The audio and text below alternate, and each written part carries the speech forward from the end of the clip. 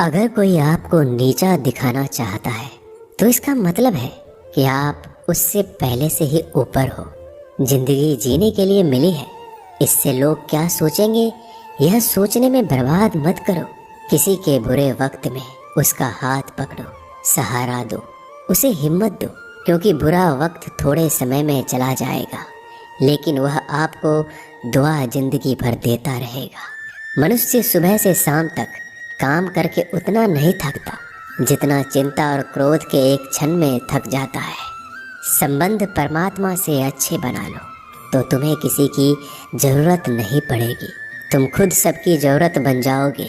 सलाह देने तो हजारों आते हैं लेकिन जब साथ देने की बारी आती है तो केवल भगवान आते हैं। जीतने के बाद तो सारी दुनिया गले लगाती है, क्योंकि जो आज आपके साथ है वह कल आपके खिलाफ हो सकते हैं।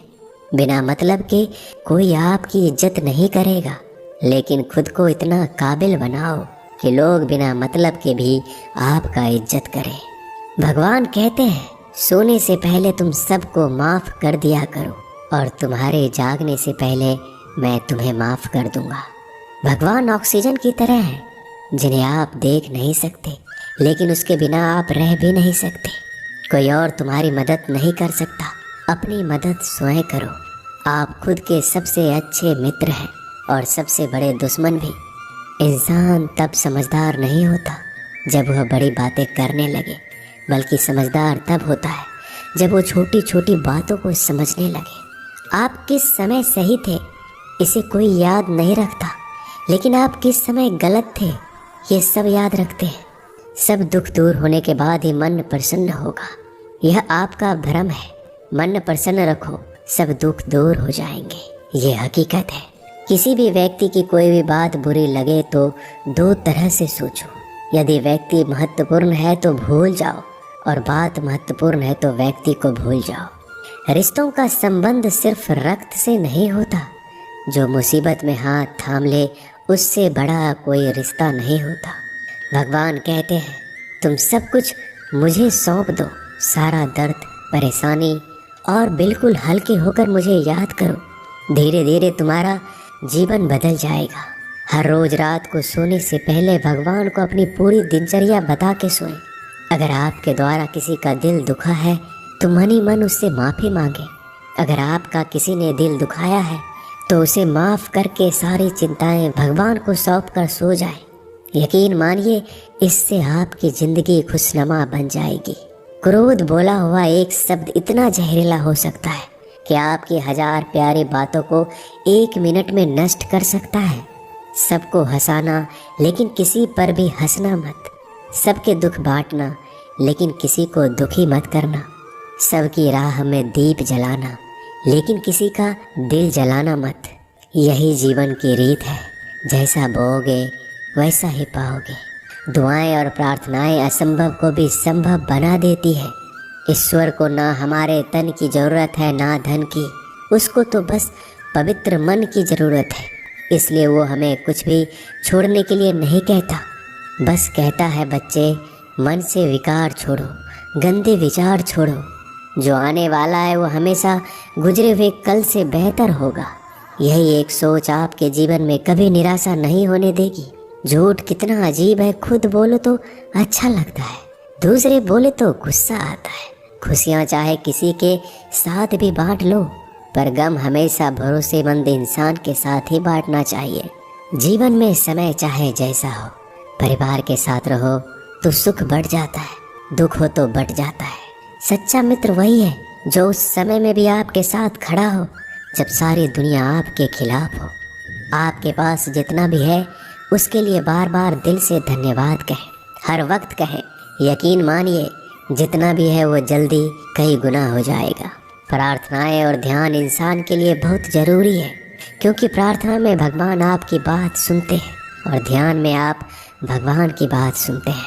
श्री कृष्ण से कितना कुछ छूटा, पहले माँ छूटी, फिर पिता छूटे, फिर जो नंद किशोर मिले वो भी छूटे, संग साथी छूटे, राधा भी छूटी, गोकुल छूटा, फिर मथुरा छूटा। श्री कृष्ण से जीवन भर कुछ न कुछ छूटता ही रहा। नहीं छूटा तो वो था देवत्व, मुस्कान और सकारात्मकता। श्री कृष्ण दुखी नहीं उत्सव के प्रतीक है। सब कुछ छूटने पर भी कैसे खुश रहा जा सकता है, ये श्री कृष्ण से अच्छा कोई नहीं सिखा सकता। इसलिए हमेशा खुश रहे, सदा मुस्कुराते रहे। जीतने का मजा भी तभी आएगा जब लोग आपके हार का इंतजार करेंगे।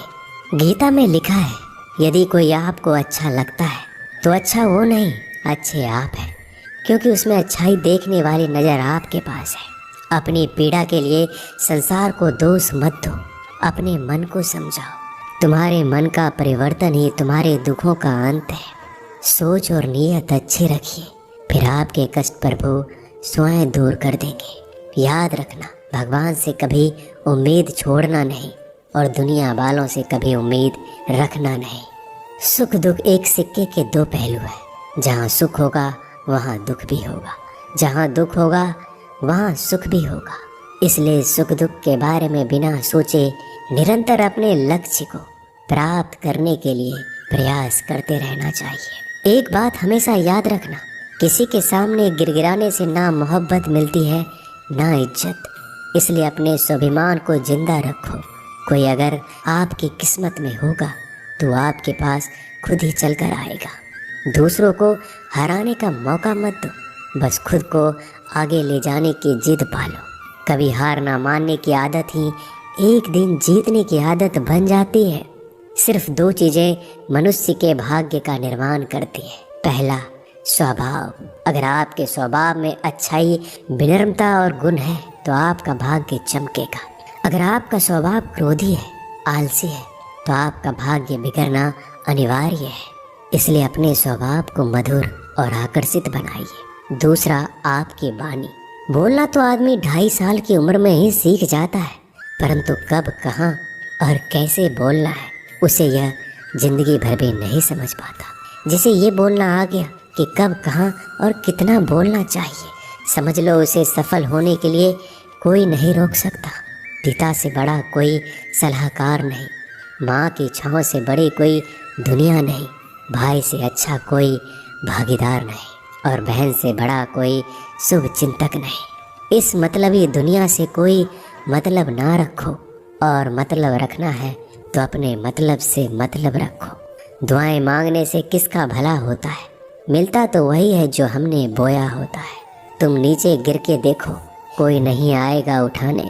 तुम जड़ा उड़कर तो देखो, सब आएंगे गिराने। एक बात हमेशा याद रखना, अगर शराब की दुकान पर बैठकर दूध पियोगे तो तुम्हें शराबी का ही दर्जा मिलेगा, और किसी मंदिर में बैठ के पानी भी पियोगे तो तुम्हें एक संत का दर्जा दिया जाएगा।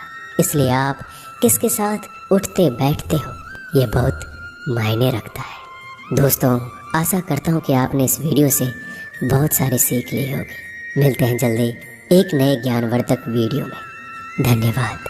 अपना ख्याल रखिएगा।